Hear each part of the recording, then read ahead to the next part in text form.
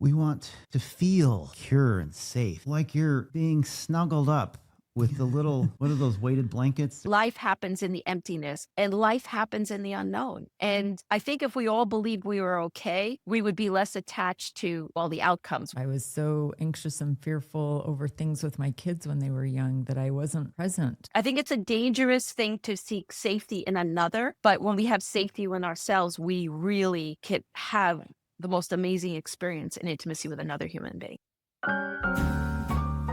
Welcome to Marriage IQ, the podcast helping you become an intelligent spouse. I'm Heidi Hastings. And I'm Scott Hastings. We are two doctors, two researchers, two spouses, two lovers, and two incredibly different human beings coming together for one purpose: to change the stinky parts of your marriage into scintillating ones, using intelligence mixed with a little fun. Hello, everyone. Welcome back to another exciting episode of Marriage IQ. We are so glad that you joined us today. Heidi, do you ever have any fears about the future? All the time. All the time. I'm nervous about our kids going to have good lives and be happy and successful. I have a lot of fears and doubts sometimes over the future of our podcast, our YouTube channel. What do you have fears or doubts over? I don't have any fears. Oh, good. You can carry me on your back then. I am just kidding. I think all of us do. I'm pretty sure all of us do, even though a lot of us may not show it. And anxiety too. Yeah, just worrying about the future. What's going to happen? What's going to happen to our marriage, our relationship? Yeah. I think we're pretty confident in it, but you never know. There's just so much uncertainty out there. That's the world we live in. That's how we humans interact. And yet, we want to feel secure and safe, like you're being snuggled up with the little, what are those weighted blankets? Anyway. Living life like that. Well, today we have with us Allison Carmen, and she is an uncertainty expert. Have you ever heard of that? An uncertainty expert. We're really excited to learn from Allison today. She's an attorney, she's a TEDx speaker, and she's a very passionate advocate about embracing the uncertainties of life to unlock life's possibilities. She's also a podcaster. Her podcast is called 10 Minutes to Less Suffering, very catchy title, and the author of The Gift of Maybe. So welcome, Allison. We are so excited to have you here with us today. Okay. That was my mother. She was one of the people clapping loud. Thank you so much. It's really a pleasure to be here with the both of you. Thanks. Well, Allison writes a lot and does a lot of work around the topics of marriage and finance, careers and family. And she's been featured on some really big outlets like New York Times, Psychology Today, which we pull from time to time. So I think we've got somebody who's very qualified to speak today about how uncertainty impacts marriage. I'm really excited about this conversation because I watched your TEDx talk and I thought she is hit me pretty square on with some of this stuff. And I knew it was going to be a good conversation because this is kind of how I think. And I loved how you talked about uncertainty. Can you explain in your own words how you came to be and how this all impacted you to come up with this idea of being a uncertainty expert? I'm either an uncertainty expert or the most fearful person in the world. I always say, beware of someone who writes the book about something. They needed it the most. So I think, I'm going to go back to almost the very beginning. I grew up in a very anxious household where my parents were always worried about the future and I was very sensitive. And so I was always worried about what was going to be, what was I going to get on that exam? Did this boy like me? But it was excessive. It wasn't just one little thought. Like my mind was often thinking about what would be. And I think my mantra was, if I didn't know what was going to happen next in my life, it had to be bad or it wasn't going to work out. So for me, uncertainty equaled stress, anxiety, and things not going my way.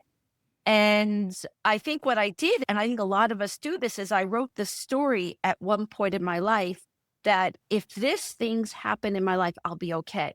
So you're fearing the unknown and you have this story out there. Once I achieve this, everything will be okay. Once my child gets into the college. And the problem is that life has no certainty. So when these events don't happen, you fall down.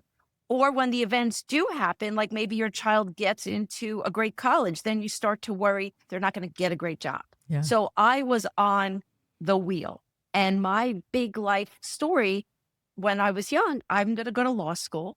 I'm going to graduate, get a great job, marry this great guy, have kids, and then I would have my certainty. And so for a long time, it held me. And I actually remember walking to work my first day feeling like I've arrived. And then the next day, I'm at the law firm. I married the guy a couple of months before. I'm thinking life is great. And they're firing half the first years, and I was a first year. Ooh. And so that was my moment. I didn't get fired, but it didn't matter. It's when you have a story about what's going to bring you to the promised land, and that story blows up in your face, there you are again. But for me, because I was so addicted to certainty, I stopped sleeping. I became anxious because I didn't have a story to hold me. I was like, life is uncertain. And because it's uncertain, things are not working out. And so all of a sudden I started not to feel well. I did yoga. I went vegan, whatever I can do to hold this nervous system of mine. And then one day I heard this Taoist story. And for the Taoist, things are neither good or bad. But I had a different experience with the story. And the story's about a farmer, and he has a horse, and the horse runs away. And his neighbor comes by and says to the farmer, "You have the worst luck." And the farmer says, "Maybe." The next day, the horse comes back with 5 mares, and the neighbor comes by to the farmer and says, "You have the best luck." Mm-hmm. And the farmer says, "Maybe." And the next day, the farmer's son is on the horse. He falls off and breaks his leg. And the neighbor comes by to the farmer and says, "You have the worst luck." And the farmer says, "Maybe." But then the next day, the army comes to take the son to war, and they can't take him because his leg is broken. Ah. And the neighbor comes by to the farmer and he says, "You have the best luck." And the farmer says, "Maybe." And again, in the Taoist tradition, they're just saying life keeps changing. But for me, maybe because I'm from the West, I thought to myself, wait a second, the horse could come back with 5 mares. And I never used to think that way. So I went home that day and I'd left the law practice. I was still married. I had kids. I had my own business. And I started to think to myself, well, if I don't get that client, maybe I'll get another one. And if that doesn't, and I just started to play with this idea, and it was a very private thing. It was just alleviating my stress. Mm. But then I realized every time I engaged in maybe, my mind quieted down because most of the time I'm worrying about what's going to happen. And because I knew that life was filled with possibilities, that the infinite had things I liked as well, my mind started to calm down. So I had less stress. My mind was calm and I was more present. And then when I was more present, I was more courageous. I was more creative. So this idea of maybe became this stress technique to a life philosophy. And there I was, I wrote this book and I rock. And I think that I am an uncertainty expert. And then one day I'm sitting at my counter. We drop my kids off for the summer and my husband comes home. And I think I played certainty in my marriage, meaning like I was great with uncertainty with other relationships and my business. But I think I believe my marriage was certain. And I think whenever you think something's certain, you might not tend to it as well. I don't know, maybe you take it for granted, but you also don't fully grow as a human being. I think anything you believe is the way it is. It's like you don't expand yourself. So my husband comes home one day, we're married, we're together for 29 years, married for 27. I think I'm in a good marriage. He comes home and he says to me, he literally blurted out, "I want to have sex with other women at the gym. I want to be best friends, but I got to leave." And it was literally in one moment, the one place I had, I think, hidden certainty was gone. And I remember falling to the ground thinking if I can get to the wall and hit my head, it was going to hurt less. And so he's very removed. He's very detached. Everything I knew was gone. Nothing was going to work out. I was back in that uncertainty bind. And after like 3 days, I actually took my book, The Gift of Maybe, into the bathroom. And I was crying, and I am reading my own book. And on page 6, I listed my biggest fears. Was there going to be a terrorist attack in New York City? Would my parents be okay? And then I wrote, would my husband always love me? Oh my goodness. And I don't even remember writing that. It could have been editor, could have been me. But in that moment, a light went on. I was heartbroken. But I realized if it was in the book, that meant I had maybe. And that moment changed my life. I mean, there are so many moments that change your life, Yeah. but that was the light that I realized 7 years later. I am doing so well today because I believe in maybe, and because I believe that uncertainty is my best friend, because if I want my life to change, it has to happen in the unknown. And so that's really my life story. And it's not that I don't ever get stuck, but I know my life has maybe. And so I know that nothing is fixed. I know the future's unknown, and I know uncertainty is my best friend. And those principles get me through everything in my life, whether it's my children, recovering from my husband leaving me, anything. And it makes me more expansive. It makes me more creative, makes me less afraid. And that's really how my life has been. This beautiful little word, maybe, has changed my life. And it's interesting. It went from a technique to a life philosophy. And I think that's my story. That is so empowering. Wow, what a way to break it to you. That is harsh. That is so harsh, but so interesting that your own words were part of what gave you hope again. Yeah, I couldn't believe it. Sometimes how did I get so lucky? It was such a lucky moment. And did I write that book for myself? I don't know, but I didn't expect that. That's what's so interesting about the unexpected. I didn't expect my husband to come home that day and say that he was leaving me, but I didn't expect to have written something in a book that gave me a pathway. That's the beauty of the unexpected. You know, the minute we get uncomfortable, we make this assumption, I'm uncomfortable, I'm not okay. And that's the deep thing. We're afraid we're not okay. And that's the basis of everything. And so when you could shift that and realize not knowing is the opening, in a way, like there's the empty cup, like everything happens in the emptiness, right? Life happens in the emptiness, and life happens in the unknown. And I think if we all believed we were okay, we would be less attached to all the outcomes. We use the outcomes to make us feel better. So I think that's the game that we play with ourselves. One of the things that I heard you saying there, so much wisdom just in that statement, but one of the things that I heard you saying is we struggle with uncertainty, but actually it's the certainty that may be putting us in a more vulnerable position. And your certainty in your marriage caused you or led you maybe to neglect it a little bit more. Is that what you were saying? That you weren't growing in that area because you just thought that was a certain thing? Well, I wonder about that. Like, I thought that I was in a happy marriage, but I always think about if I woke up every day and if I didn't think my marriage was certain, would I have been different? Would I have changed? Would have I listened better? I always think that certainty limits us. We think it's the promised land, but we don't Right. realize that it's the thing that holds us back. Right. Because the minute we feel comfortable, we lean this way. So I often wonder that.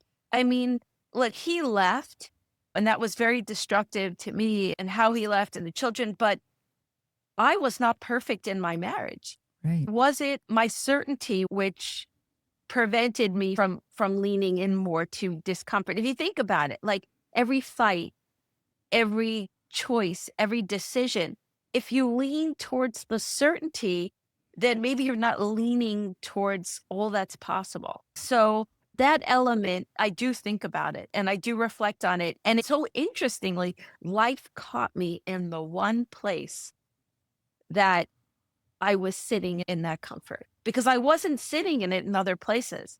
I find that so interesting. Allison, I love this. However, I can hear a lot of people saying, I want to feel safe, emotionally safe in this relationship. In fact, we talk about developing emotional safety so that you can talk about deep things. This is hard because what I hear you saying is that safety or security, however you want to put it, is fundamentally Limiting. Maybe not destructive. Of course, maybe it could be destructive. But I mean, so many of us, this is why we get married. A lot of people. Mhm. We want safety. We want something in our lives that's secure, safe, foundational. And what I hear you saying is that like everything's stripped away and there really is nothing secure. Do you think it's possible or advisable to have something in your life that you feel just really safe and secure with, even if it's not a spouse? I think that safety lies within. And I think that through this experience, I've learned that if I trust myself and I'm willing to be uncomfortable, and I know that I could find a way back to okayness no matter what, then I'm going to take the ride. So if I'm sitting here and I'm in relationship and I trust that I can be okay no matter what, I'm going to lean in. And in the moment, in that presence, see, I think that all we have is the present. So in that presence, from my inner safety, I can lean in and have that intimacy with another because I'm not afraid of the future. And I think in that moment, there could be intimacy, there could be trust, there could be safety, but we fool ourselves to think that what tomorrow will bring. So you have to have a lot of courage. And courage is saying, I am willing not to know the outcome. I am willing to take the ride. I'm willing to take risks. And I think that's where intimacy happens. But if someone is sitting there and they don't trust themselves and you lean into the other for safety, then there's something distorted about that. And I have to believe that there's something not pure and true in that moment, right? Because I think two people that feel safe can meet in that place. That's my belief about it. And I get why I thought I had safety in a marriage. And then he left. So I think it's a dangerous thing to seek safety in another. But when we have safety in ourselves, we really can have the most amazing experience and intimacy with another human being. So really you're saying, yeah, it's okay to be safe, to feel safe in your own self, right? Not other people. Yes. And in the moment, in the present moment, you could have that intimacy. If someone's sitting there with you and they say, I got you, and in that moment they do, then that's real. But to bet on tomorrow, it's actually going to just distort the relationship if you think about it. Because then you're going to be in uncertainty. Then you're going to be betting on someone else when there's so many different factors. So I think it's a balance. And and it's funny, I will trust another because I trust myself. Okay. That really goes along with everything we talk about here on Marriage IQ. If you want to change parts of your marriage that are stinky or stale or whatever, it all has to start with me, myself, and I. Yeah. If I want to feel more secure in my marriage, it needs to start with my own inner work to know who I am, to understand my identity, and to feel safety within myself, to get rid of some of that anxiety and some of those fears so I can take a bigger chance, so I can lean in more to my marriage and therefore creating deeper intimacy. There are so many things about this story that really, really hit me just right on, because this is really what we're trying to teach too. I love that you actually had to refer back to yourself in your book, because this is a perfect example of, like, you wrote the book, and yet at another time of your life, it's not the time of the life that you were writing the book. It was another day, another age. and you had to come back to it and read your own words at being the expert a few years ago or however many years ago when you wrote the book. And I think that's so instructive for all of us, no matter how expert we become in whatever field.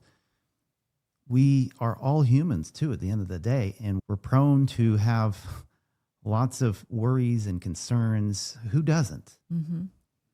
And it's just a very humble viewpoint, perspective that I love. I love that we're not always going to be the same. When I think of your story of the Taoist story that you shared, when I was divorced many years ago, I thought I had terrible luck. I'd done all of these things to create a perfect marriage, and it crumbled. It dissipated right before my eyes. All of my dreams were hung on that safety. I thought being married in the right way, in the right, manner would provide, and it didn't. And I thought, I'm dead. I feel like I'm 6 feet under the ground. And I didn't realize that was going to open doors for me to have a better marriage with Scott 3 years later. And, that hasn't been perfect. It's been awesome. It hasn't been perfect, but everything that we go through that's been difficult or hard actually does, like you said, open doors to bigger possibilities. The more we learn through those experiences, if we choose, If we choose that, because sometimes the uncertainty becomes so great, we turn our back and then we just seek comfort again. And it's a valid choice, but you have to choose what you want your life to look like. Like for me, as the experience was happening, I realized that, okay, this happened to me. Who am I? What am I responsible for? How could I get to know myself better? And how could I go back on the playing field and expand as a human being?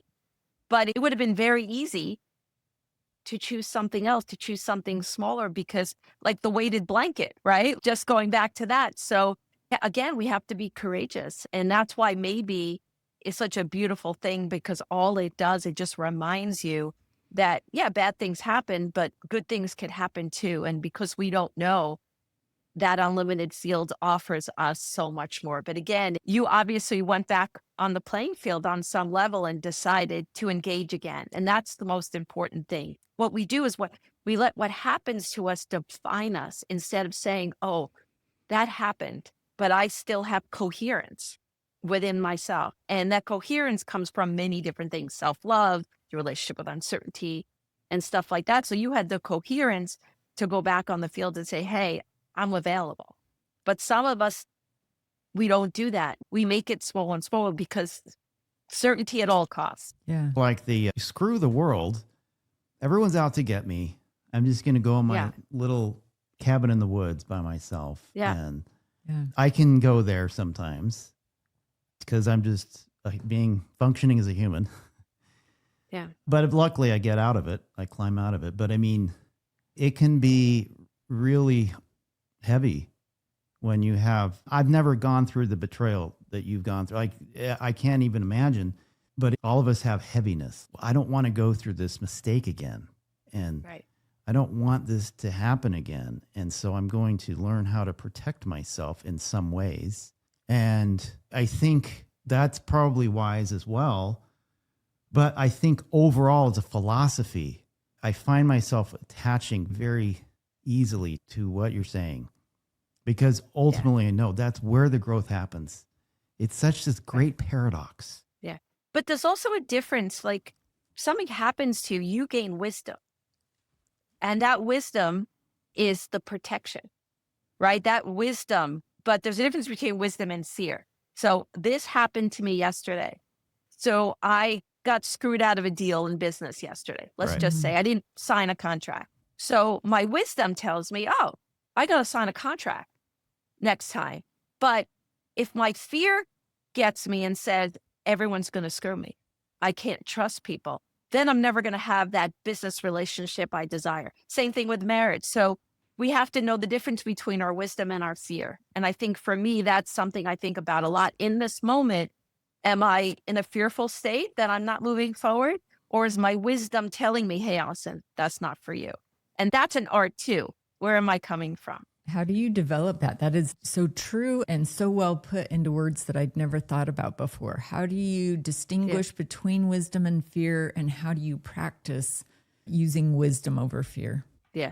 Well, believe it or not, the first thing I do is I alleviate my fear of the unknown, because for me, that's my trigger. So sometimes I will actually do the maybe practice to make sure that I am not afraid of uncertainty in this moment, that I'm not afraid of what will be. Give us a practical example. What are the words you say? So what I'll do is, let's say I want to enter into a business situation, and my fear is this will never work out because it never worked out before. Or my last book wasn't successful. This book wouldn't be successful. Why am I going to bother? And so I write all my fears down. And then I ask myself, are you absolutely certain that fear is true? And the beauty of life is you cannot be certain of anything, but yet we think our fears are certain. So then I'll recognize, wait a second, I can't know that this guy or this person is not going to be honorable in this business transaction. I can't know my book won't be successful. I'm not certain. So what else is there? And then I'll literally like maybe statements. Maybe this will be a good business transaction. Maybe this, maybe that. And it sounds so simple, but the minute you start to write the maybe statements, you're out of that certainty, fear state, and you're in this open state because you realize life has maybe.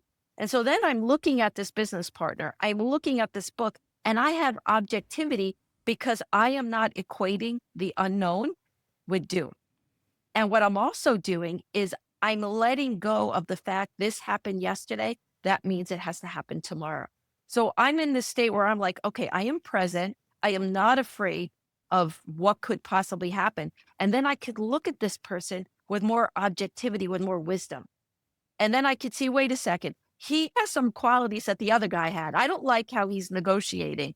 Or, this person feels trustworthy. So I'm going to have a different experience.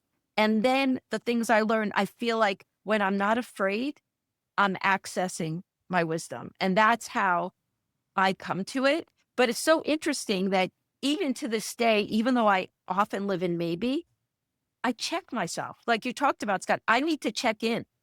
Are you being wise or are you being afraid?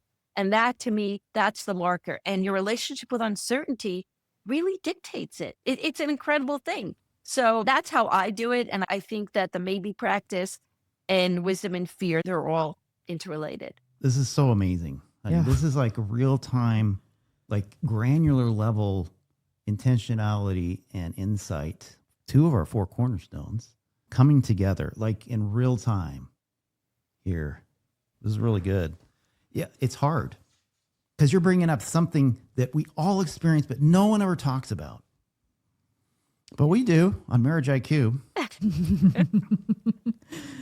You should have heard the episode where we talked about, as a physician, I get to explore every orifice in the human body, which is, pretty private and personal, and the things that the body produces too. And again, nobody wants to talk about it, but we have to do it because that's how we learn to stay healthy, right? And this is what you're doing on a very deep emotional level. I think we've talked about how certainty can damage marriage if we're so certain that we're not totally invested in the marriage, if we're not totally intentional, if we're not looking at our own part. But when we're a lot of fear over the uncertainty in life, can that also impact our marriage? How do you think we show up in marriage when we're just so fear-trenched and anxiety-trenched? I feel that it's so interesting that uncertainty and certainty like almost control the opening and the closing of our heart. If you think about it, if I'm willing to be uncertain, then I'm willing to be more open-hearted towards you because I'm willing to take the risk. I'm willing to take the risk in intimacy. I'm willing to take the risk by telling you how I feel, right? But if I'm in the certainty thing, I'm going to be like, well, I'm just going to accept this the way it is because I don't want it to end, or I don't want it to be bad, or I don't want to have this conflict. So again, the communication is all coming down to uncertainty and certainty. And for me, I think I just saw it as is. So perhaps for me, my certainty, maybe I didn't tend to it. I thought I did, but maybe I didn't. And for someone else, maybe their fear of the unknown doesn't allow them to be honest or say what they really want because they're so afraid. Again, courage is not knowing the outcome. So the best marriage is the vulnerability. Right. And if we're not willing to be uncertain, we're not willing to be vulnerable. So again, I think what controls the opening and the closing of the heart is certainty and uncertainty. So living in that anxiety and fear strips us from vulnerability and authenticity. Can it also add to the stress, which is another element of how it can negatively impact marriage? Yes, I think any time we're not fully an expression of who we are, but also if you're in a marriage and you're both afraid of the unknown, you're going to have a lot more stress in your life. If you think about it, if you don't have the capacity to come home and let the work problem go, if you don't have the capacity to say, okay, I have this horrible problem, but I know it could go anyway, so I'm going to put it down for the evening. So all these things affect how we're communicating with one another. So stress and anxiety and all of it, and how we handle it in our own life during the day, then how we walk into the marriage. Because if you're overly stressed all the time, then how are you going to put it down when it's time to be with your family? So for me, that was also a beautiful thing, that I was able to let go of a lot of my stress and my anxiety because of and be more present. Because you think about it, presence in a marriage, presence in a family, that's where the juice is. And for me, if I struggle with the unknown, I'm obsessing about tomorrow, I'm obsessing about my problems, I'm not as present in the relationship. She agrees with me. Yeah. I've said many times on this podcast that meditation has been one of the greatest things in my life. And that requires us to have presence, to live in the present, just like you said, neutrally, objectively, without anything attached to it. Yeah. It is a that you're in wonderful truth. feeling. Yeah. Yeah. Yeah. I wish I could live in that all the time. Yeah, we don't. Yeah. But also too, maybe that's the ride. That if we are in one place all the time, then where's the growth? Where's that moment where you become more intimate or you become more trusting? I think that it's the ebb and flow, the emptying, the filling up that allows us to expand. And I wish it was the other way. I wish that it wasn't my worst moments that created my biggest expansion. Would prefer it to be the opposite way. But it's true. Yeah. Yeah. No kidding. One of the great paradoxes of life with couples, how can couples learn to sit with this, I don't know, without immediately filling that space with fear? Like, it's hard, right? To think, okay, we got to know what's going on. We got to know what's happening next. And to sit there and say, I don't know. And that's okay. I don't know, and that's okay. I don't know doesn't mean I'm not safe. I don't know doesn't mean I'm not doomed. And for me, it started with the maybe practice. Literally, it was a practice because it allowed me to hang out in the unknown. So I think the experience somehow, how do we get, some people have faith. There are some people you will meet and they're like, life is always working for me. And they amaze me. Sometimes it's faith in God. Sometimes it's a very positive attitude. And the rest of us, we kind of struggle. And so for me, I think working on your relationship with uncertainty is probably the best thing you could do for a marriage and a relationship. And sometimes you'll start with work. You'll be like, okay, I'm going to deal with work differently. I'm going to realize there's an unlimited field. I'm going to engage in maybe. And then that experience you could maybe bring home. Maybe the easier place is to start in a place of less struggle.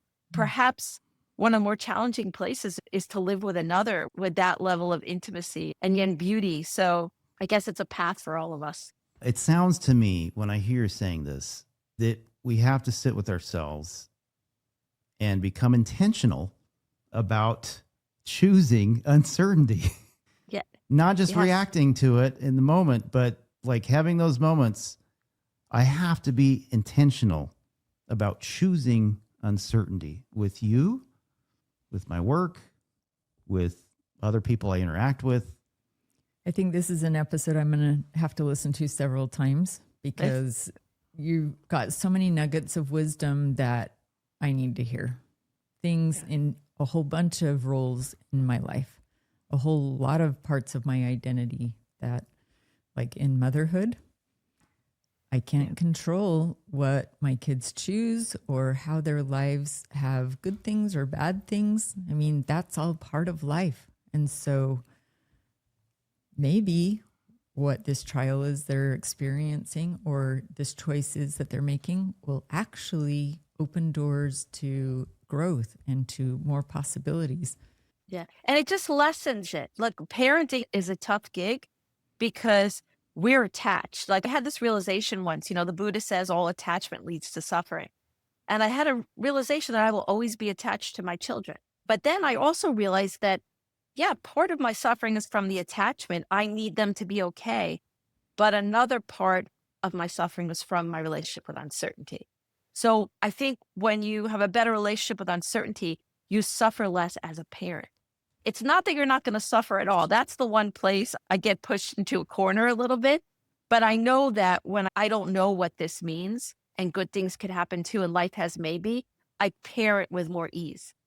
I still suffer if my child is not well or something's happening in their life. But the fact that I know the unknown gives gifts and things will change, it just allows you to hold it in a broader place. You could drop something in a small glass of water, or you could drop it in the ocean. And if you drop it in the ocean, it's more vast and there's a wider way to look at it. So parenting is tricky, but maybe an uncertainty, that relationship alleviates so much pain. Are you saying that we are responsible for a pretty significant amount of our own suffering then? Some of it. There are some spiritual teachers that say all of it. I won't say that because there are things that happen in life that I've seen, that people go through that how would one not suffer? But yes, I do think that we participate in a large part of our suffering. But Allison, you said Yeah. that suffering is the thing that leads to our growth, right? Sometimes, yes. Sometimes it So does. suffering, because when I heard this saying, you said all attachment leads to suffering. I said, well, that's pretty judgmental, right? But I have to relook at what the word suffering means. And suffering in and of itself leads to greater growth in my character and my development. So, it has the attachment, capacity sign me up for attachment. I guess because if I want to avoid all bad things that happen, suffering to me, how am I going to grow? So, yeah, I'm going to attach myself to you. And that means I'm signing up, taking a chance for suffering. Yeah. Because it's going to happen. But you're looking at attachment as like a marriage, and you could be married and have a detachment. Like for me, I think it's unrealistic to have a child and a wife and not have a level of attachment. I think that when I hear spiritual teachers talk, they say that, Krishnamurti says, the reason I'm happy, I don't mind what happens. I don't think I'll ever get to a place in my life where I don't mind what happened, but you can mind less. You can mind less. So where are the places that you can let go? Where are the places are you willing to let go? I'm not willing to not be vested in my children on some level. Yeah. So I know there's going to be a level of suffering. That's my choice. Can I alleviate all suffering? Yes. I would just say, I'm okay with whatever happens. But I know the more okay I am and the less I resist the moment and the more detached I am and the better relationship with uncertainty, the more free I'll be. So I think we all make choices in our life. So if you're choosing, I invested in this marriage and I have a level of attachment, you get to look at the places that you could let go, the places you could suffer less. And so for me, I'm very honest about it. I will not sit there on the mountaintop and say, I don't mind what happens. I do, but I mind less. Yeah. And that's, I think, the key to less suffering. And you're honest about it too.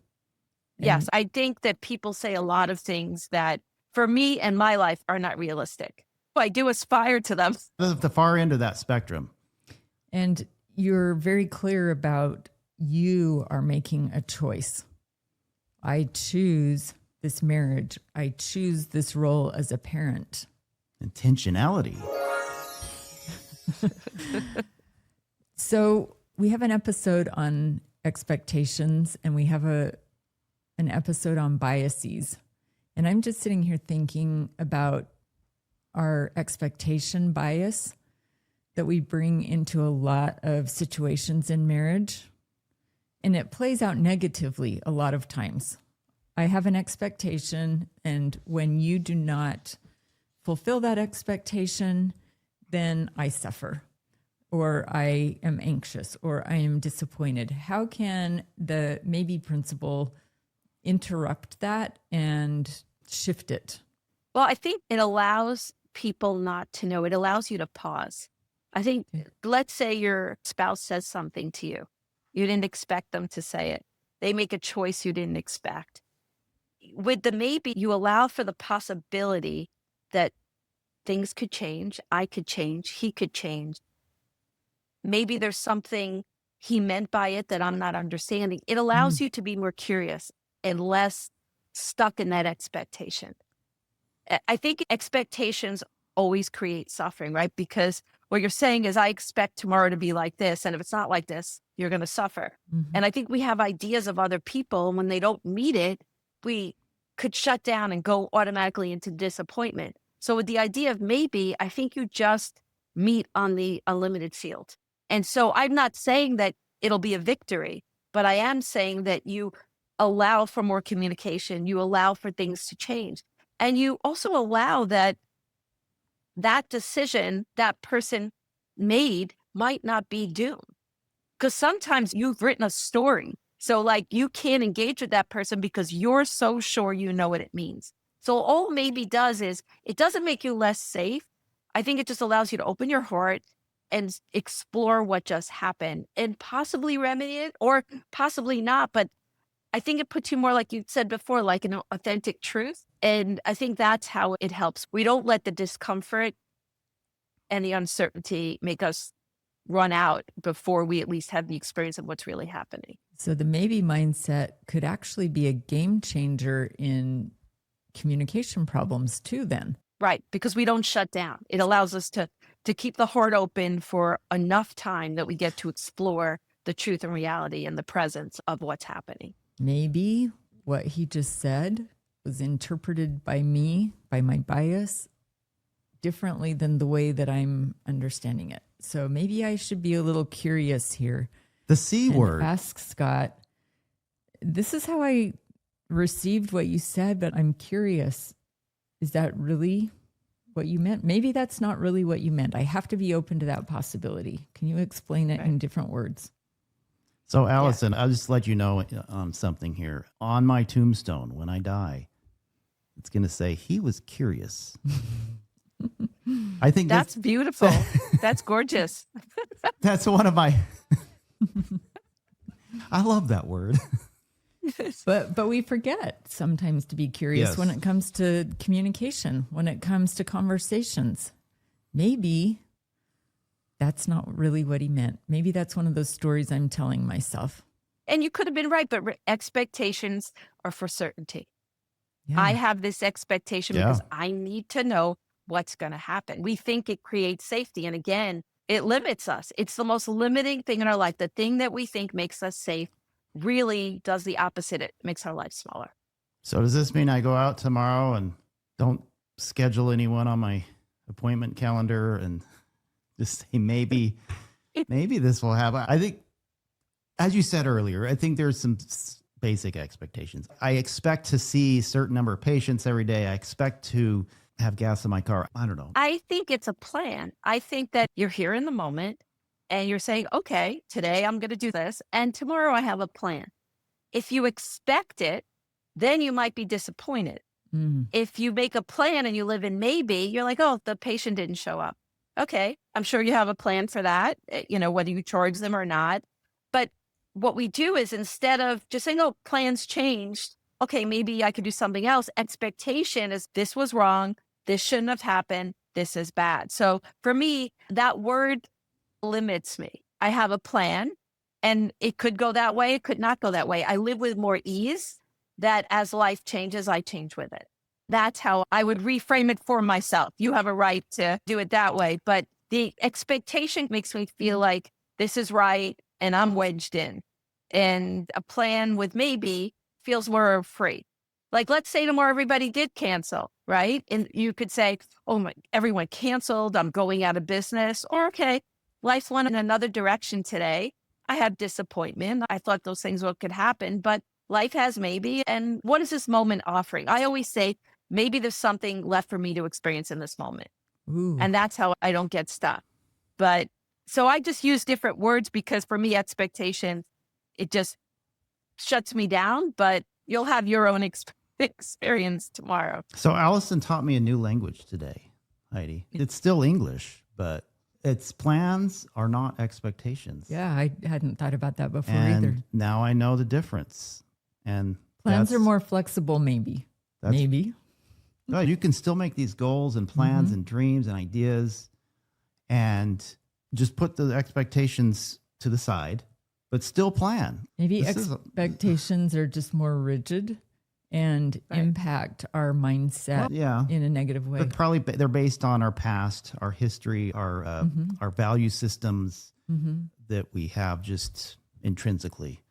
And for our safety to feel okay. Yeah, because I mean, back when lions used to be chasing us, you didn't want to sit around and pontificate on whether the lion is going to come kill you or not. You just had to get out of there. And I think this goes back to the more primal instincts of emotion based on our past, our childhood, our genetics, that we react very abruptly to certain things that happen. And those are expectations. They're built in. And I have to go back in and try to unwind those expectations and say, okay, these are plans. Maybe. And maybe. Yes.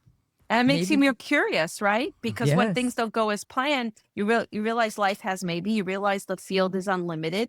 And you say, I'm really curious what else could possibly happen today. It's just a more open way to live. And then instead of sitting there all day being like, damn, those patients didn't show up, you're like, what do I want to read? What do I want to research? What can I do today? It's just a reframe. But for me, it's more than that. It's a different way to live. And then you come home happy because you didn't have a bad day. You just had a day that turned out differently than you thought, and you made the most of it. And you had new opportunities as you became curious about what could this day hold. That's different than what I started out thinking. I just decided I want to be like Allison when I grow up.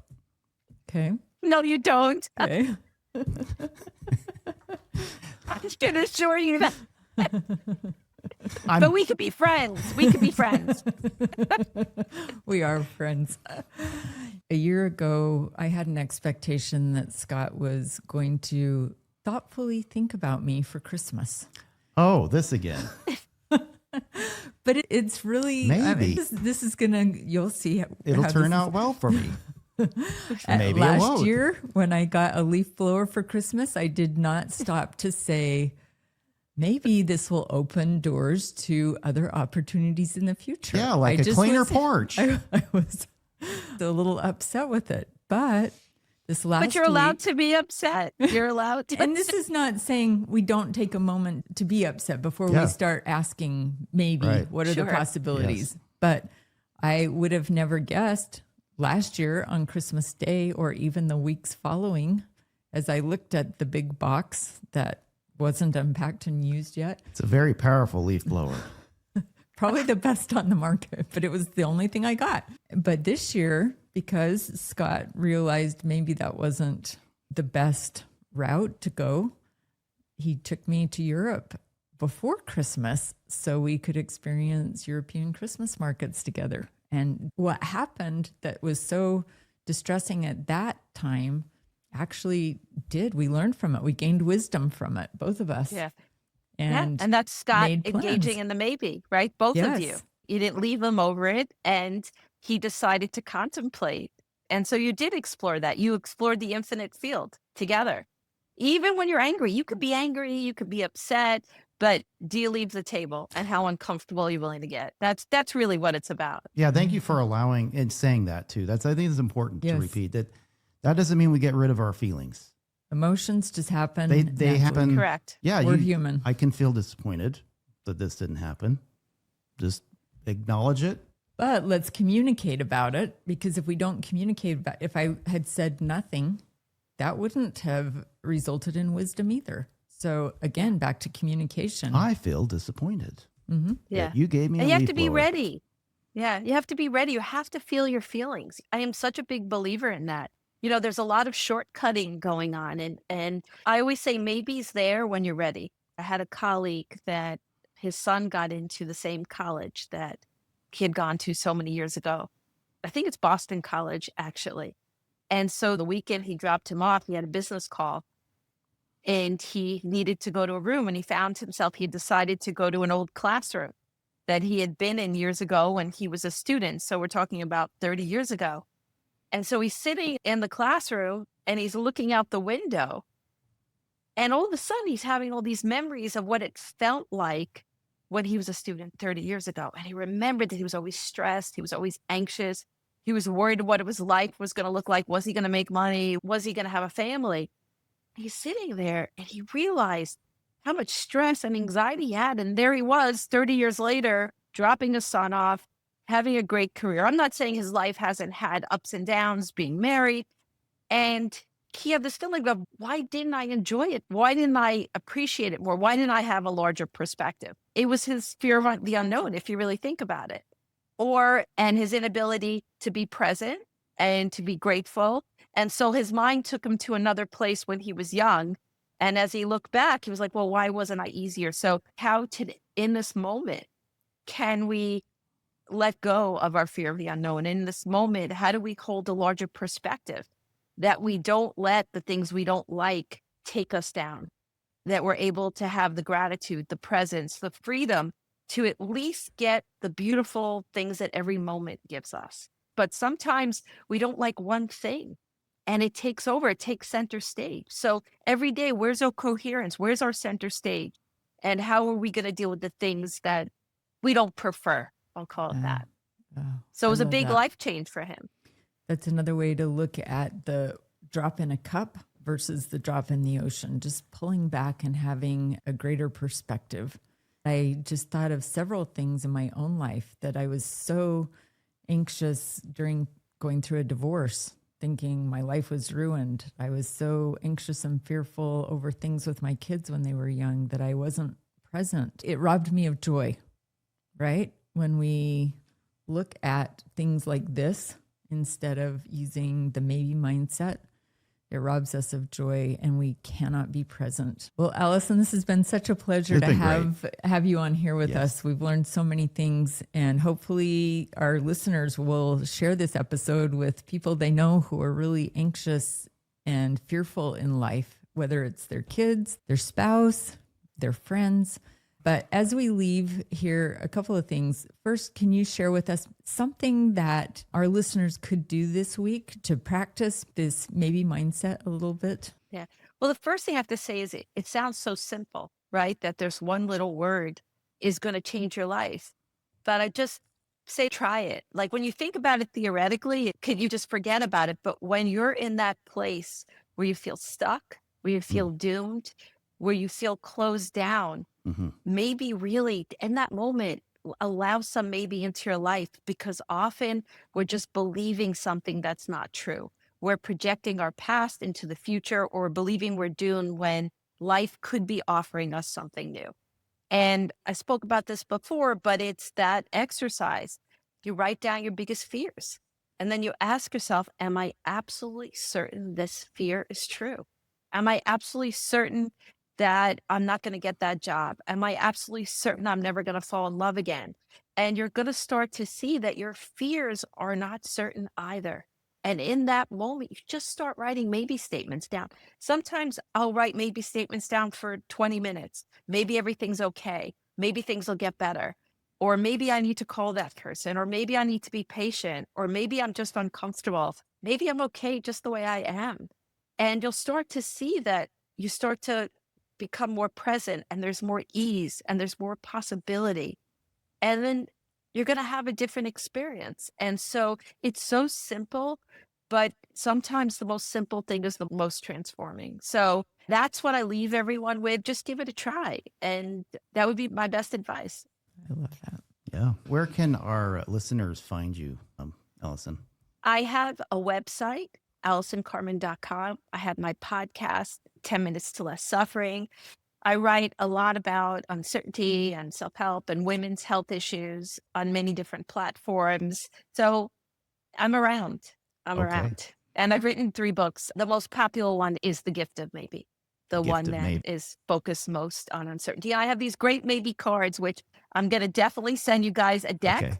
And just that's where you find me. Wonderful. Are you on social media as well? Yes, I have a very active Instagram account, which is at Allison Carmen. Wonderful.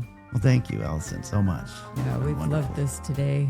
And for our listeners out there, we would love for you to either email us or drop in our Instagram or Facebook account some comments how learning this principle has helped you, in what areas of your life it's made a difference. And we'll be sure to share those with Allison too. Yeah, make sure and reach out to us at hello@marriageiq.com. Follow us on YouTube and Instagram and Facebook. All right. Well, I think this wraps it up, my love.